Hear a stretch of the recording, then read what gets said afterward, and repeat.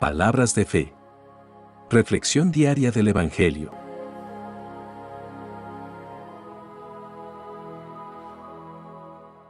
Lectura del libro del Génesis, capítulo 41, versículos 55 al 57, hasta capítulo 42, versículos 5 al 7 y 17 al 24. En aquellos días, en todo el país de Egipto, hubo hambre, y el pueblo clamó al faraón, pidiéndole pan.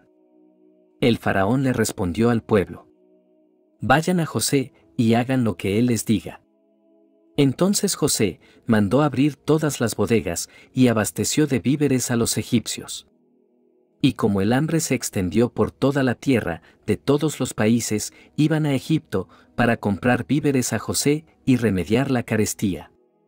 Los hijos de Jacob, junto con otros, fueron también a Egipto a comprar víveres, pues había hambre en el país de Canaán. José gobernaba en todo Egipto, y los víveres se distribuían a todo el mundo, según sus indicaciones. Llegaron los hermanos de José, y se postraron en su presencia. Al verlos, José los reconoció, y sin embargo, como a desconocidos, les preguntó con severidad: ¿de dónde vienen? Ellos respondieron: venimos de Canaán, a comprar provisiones. José los acusó de ser espías, y durante 3 días los metió en la cárcel. Al tercer día, José los mandó sacar, y les dijo: yo también temo a Dios. Si hacen lo que les voy a decir, salvarán su vida. Si son gente de bien, uno de ustedes se quedará detenido en la prisión, mientras los demás van a llevar a sus casas las provisiones que han comprado. Luego, me traen a su hermano menor, para que pueda yo comprobar si me han dicho la verdad. Así no morirán. Ellos estuvieron de acuerdo, y se decían los unos a los otros: con razón estamos sufriendo ahora, porque pecamos contra nuestro hermano José, cuya angustia veíamos cuando nos pedía que tuviéramos compasión de él, y no le hicimos caso. Por eso ha caído sobre nosotros esta desgracia. Rubén añadió: ¿no les decía yo que no le hiciéramos daño al niño, y no me hicieron caso?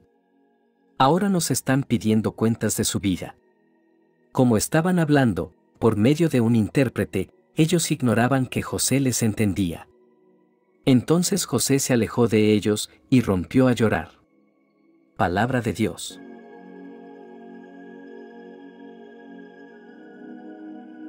Lectura del Santo Evangelio según San Mateo, capítulo 10, versículos 1 al 7. En aquel tiempo, llamando Jesús a sus 12 discípulos, les dio poder para expulsar a los espíritus impuros y curar toda clase de enfermedades y dolencias. Estos son los nombres de los 12 apóstoles. El primero de todos, Simón, llamado Pedro, y su hermano Andrés. Santiago, y su hermano Juan, hijos del Zebedeo. Felipe y Bartolomé. Tomás, y Mateo, el publicano. Santiago, hijo de Alfeo, y Tadeo. Simón, el cananeo, y Judas Iscariote, que fue el traidor. A estos 12 los envió Jesús con estas instrucciones: no vayan a tierra de paganos, ni entren en ciudades de samaritanos. Vayan más bien en busca de las ovejas perdidas de la casa de Israel.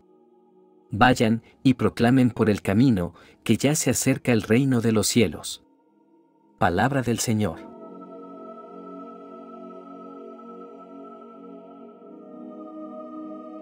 Hoy, en nuestras lecturas, encontramos historias que nos hablan del poder de la providencia divina, de la reconciliación y de la misión que Jesús confía a sus discípulos. En el libro del Génesis, vemos cómo Dios obra en la vida de José, un hombre que experimentó tanto el sufrimiento como la gracia y la bendición de Dios. La lectura comienza con José interpretando los sueños del faraón, revelando que habrá 7 años de abundancia, seguidos por 7 años de hambruna. Debido a su interpretación y sabiduría, el faraón coloca a José como gobernante sobre todo Egipto para que pueda administrar los alimentos y preparar al país para la hambruna venidera. Durante los 7 años de abundancia, José acumula reservas de grano, en gran medida, para enfrentar la hambruna que vendrá. Cuando la hambruna finalmente llega, se extiende más allá de las fronteras de Egipto y afecta también a la tierra de Canaán. Jacob, el padre de José, y sus hermanos, escucha que hay alimentos en Egipto y envía a sus hijos allí para comprar grano. Cuando los hermanos de José llegan a Egipto, se presentan ante él sin reconocerlo. José, sin embargo, los reconoce de inmediato y decide ponerlos a prueba. Los acusa de ser espías y los somete a varias pruebas para evaluar su sinceridad y arrepentimiento por su trato anterior hacia él. Durante este tiempo, José enfrenta un dilema interno al recordar las injusticias que sufrió a manos de sus hermanos. Estos pasajes nos ofrecen valiosas lecciones espirituales. En primer lugar, nos enseñan sobre la providencia divina y cómo Dios puede usar incluso las situaciones más difíciles para cumplir su propósito. José, a pesar de su injusto trato y el tiempo que pasó en la cárcel, fue elevado a una posición de liderazgo en Egipto para salvar a su familia y a muchas personas de la hambruna. De manera similar, Dios puede trabajar en nuestras vidas, incluso en medio de los desafíos y las pruebas que enfrentamos. Podemos confiar en que Dios tiene un plan y que Él puede convertir nuestras circunstancias difíciles en oportunidades para su gloria y nuestro crecimiento espiritual. En segundo lugar, estos pasajes destacan el tema del perdón y la reconciliación. José enfrenta la oportunidad de vengarse de sus hermanos, pero en cambio, elige perdonarlos y buscar la reconciliación. José entiende que el perdón es un acto de gracia y que solo Dios puede juzgar y vengarse. El perdón es un poderoso acto de liberación y sanidad, tanto para el que perdona como para el que es perdonado. Esto nos anima a buscar la reconciliación con aquellos que nos han hecho daño y a liberarnos del peso del resentimiento y la venganza. El perdón nos permite experimentar la libertad y la paz que solo provienen de Dios. En tercer lugar, estos pasajes nos desafían a examinar nuestros propios corazones y actitudes. Los hermanos de José enfrentaron la prueba de su arrepentimiento a lo largo de su experiencia en Egipto. Esto es un recordatorio de la importancia de la humildad, la honestidad y la rendición ante Dios en nuestras vidas. Debemos estar dispuestos a enfrentar nuestras propias faltas y buscar la transformación y la restauración a través de la gracia de Dios. Hermanos y hermanas, que esta lectura sea una invitación para confiar en la providencia divina y en el poder del perdón y la reconciliación. Que busquemos la sabiduría de Dios en medio de nuestras pruebas y desafíos. Que podamos perdonar a aquellos que nos han herido y buscar la reconciliación en nuestras relaciones. En el Evangelio de hoy, Jesús elige a sus 12 discípulos y les da la autoridad para predicar el reino de los cielos y sanar a los enfermos. A través de esta selección se nos revelan importantes lecciones sobre la misión y la responsabilidad de los discípulos de Jesús. El pasaje comienza con Jesús llamando a sus 12 discípulos y dándoles autoridad para expulsar a los espíritus inmundos y sanar a toda enfermedad y dolencia. Jesús les da poder para continuar su obra en la tierra y llevar el mensaje del reino a las personas. Esta selección de los discípulos no fue al azar, sino que fue una elección deliberada de Jesús, quien sabía que estos hombres serían instrumentos poderosos en su misión de salvación. En este pasaje podemos ver la soberanía de Jesús en la elección de sus discípulos. No se basó en su riqueza, posición social o conocimiento académico, sino en su disposición de seguir a Jesús y su fe en Él. Jesús eligió a hombres comunes, pescadores y recolectores de impuestos para llevar a cabo su obra en el mundo. Esto nos muestra que no importa nuestra condición o pasado, Jesús nos llama a todos a ser discípulos suyos y a participar en su misión de salvación. Además, Él les da instrucciones específicas sobre su misión. En ese momento, Jesús limitó el alcance de su misión a Israel, pero después de su resurrección, la misión se expandiría a todas las naciones. Sin embargo, esta instrucción inicial revela el enfoque y la prioridad de Jesús en su ministerio terrenal: rescatar a las ovejas perdidas de Israel y llevarlas de regreso al redil del Padre. Esta instrucción también nos enseña sobre la importancia de la obediencia y la confianza en la misión que se nos ha encomendado.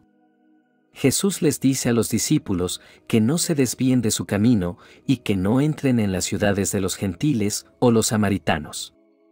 Esto les recuerda que su misión es clara y específica y deben seguir las directrices de Jesús. Del mismo modo, nosotros también debemos buscar la guía de Dios y obedecer su llamado en nuestras vidas, confiando en que su plan es perfecto y que Él nos capacitará para cumplir su voluntad. El reino de Dios es el dominio y la soberanía de Dios sobre todas las cosas, y Jesús vino a establecer ese reino en la tierra a través de su vida, muerte y resurrección.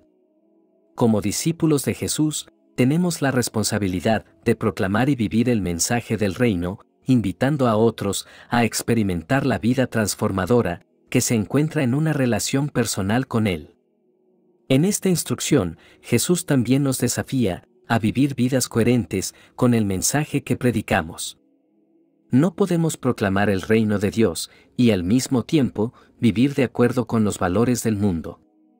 Debemos ser ejemplos de fe, amor y santidad, demostrando el poder transformador del Evangelio en nuestras propias vidas.